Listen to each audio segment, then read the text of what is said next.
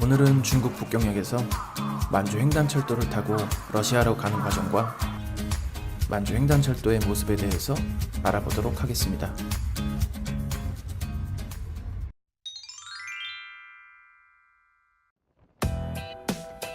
흥수저TV 개국기념 프로젝트 이제는 알아야 할 우리 역사 탐방기 온고지신.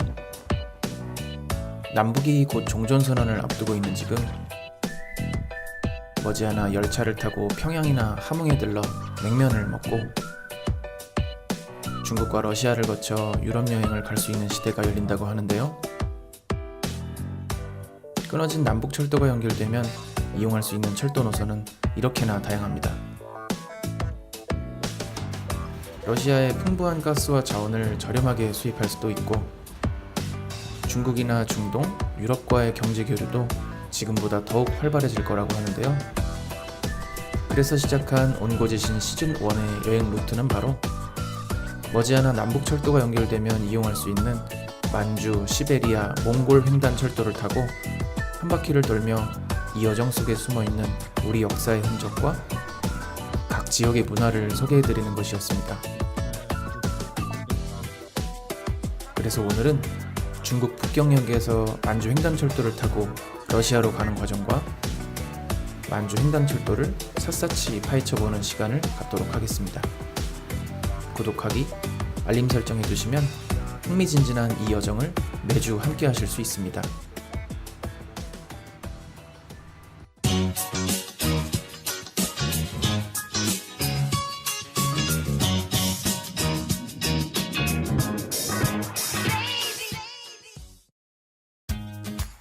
중국 북경에서부터 시작해 러시아 몽골을 거쳐 다시 북경으로 돌아오는 이동거리만 약 6,000km에 달하는 온고지신 시즌1의 엄청난 대장정. 그 대장정의 출발지인 북경은 이미 4편에 걸쳐 소개해드린 바가 있죠. 이제는 다음 목적지인 러시아 자바이칼 지역의 중심도시 치타로 가기 위해 중국 북경에서 러시아 치타까지 연결된 만주 횡단철도를 타려고 합니다. 영어로는 트랜스 만추리아 레일웨이라고 하는군요.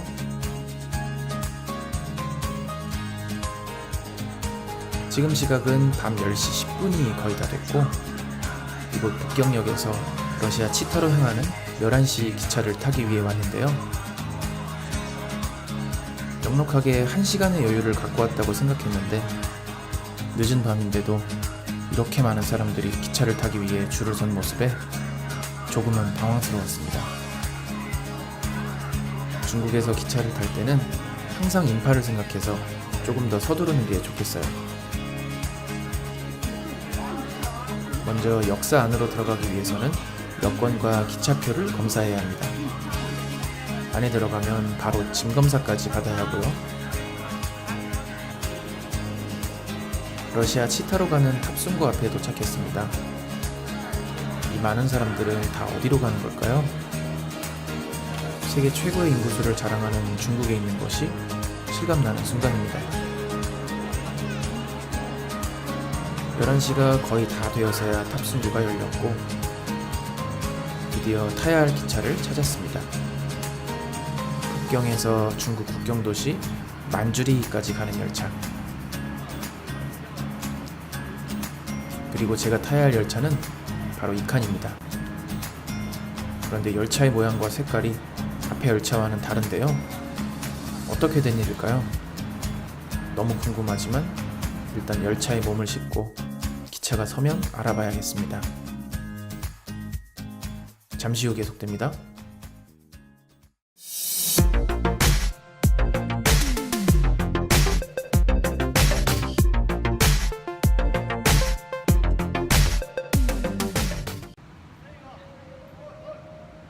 다음날 정오에 도착한 곳은 중국 길림성의 장춘역입니다. 열차는 대략 2-30분 정도 정차한다고 하는데요. 막간을 이용해서 만주 횡단철도를 달리는 열차 외부를 조금 살펴봐야겠습니다.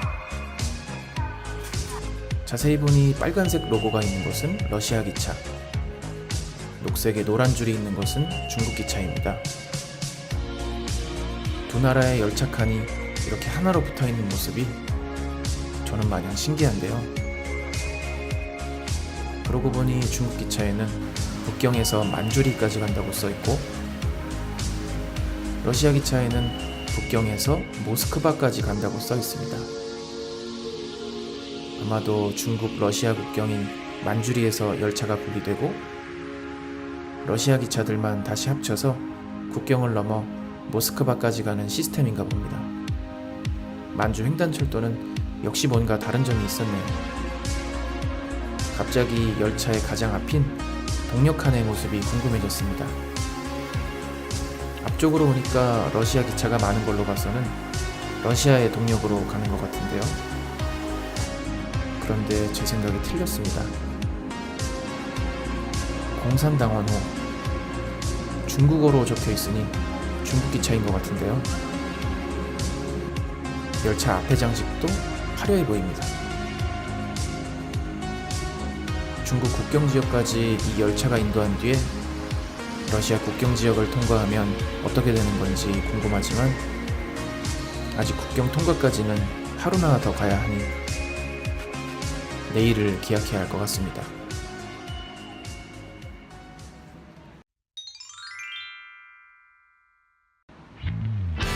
열차는 몇 시간 더 가서 하얼빈역에 도착했습니다. 하얼빈역 하면 곧바로 떠오르는 독립운동가가 있죠. 바로 너무나도 유명한 안중근 의사입니다. 1909년 10월 26일 안중근 의사는 이곳 하얼빈역에서 조선 침략을 주도한 원흉인 이토 히로부미를 저격하였는데요. 우리나라에서는 이미 오래전부터 독립운동가 하면 떠오르는 대표적인 인물로 사랑받고 있습니다. 아마도 당시 나라 잃은 국민들의 답답한 마음을 시원하게 뚫어주는 사이다 같은 업적을 남겨서 더욱 그렇지 않을까요? 하얼빈역의 한 플랫폼에는 실제로 안중근 의사가 이토 히로부미를 저격한 위치가 표시된 장소와 역 밖으로 나가면 안중근 의사 기념관도 볼 수 있습니다. 하지만 기차 일정상 아쉽게도 하얼빈역에서 그의 숨결을 느껴보는 것으로 만족하고 다음을 기약해야 할 것 같습니다. 잠시 후 만주 횡단철도의 내부가 공개됩니다.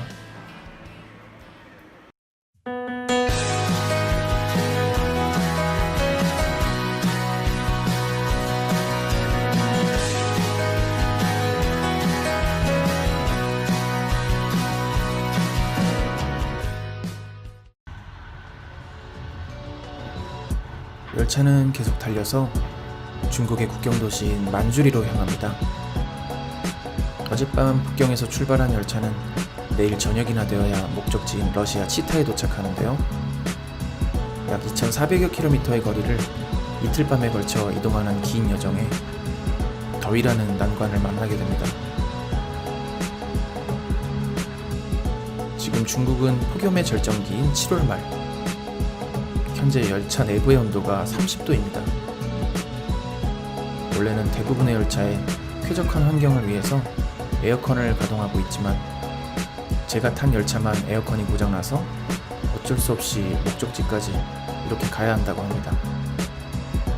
러시아 기차는 창문도 제대로 열리지 않아 거의 찜질방 수준인데요.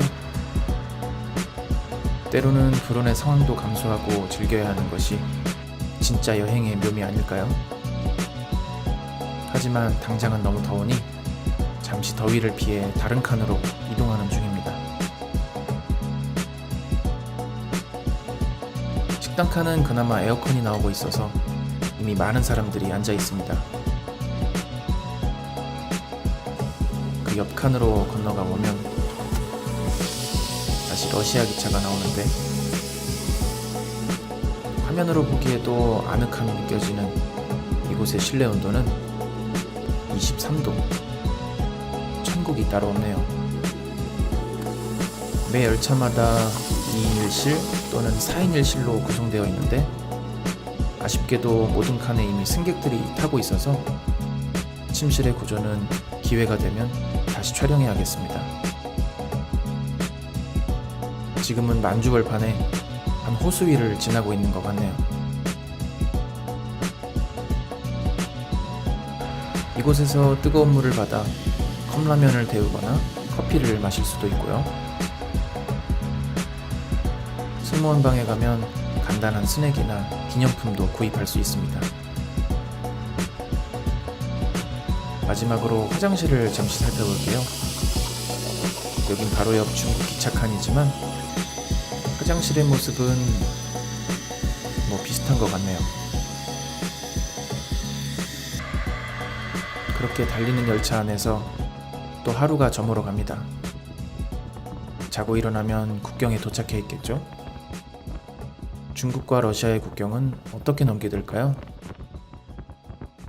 그래서 다음 편은 중국에서 러시아 국경을 넘는 과정과 두 나라의 국경 도시에 대해서 소개해 드릴 예정이니 놓치지 마세요.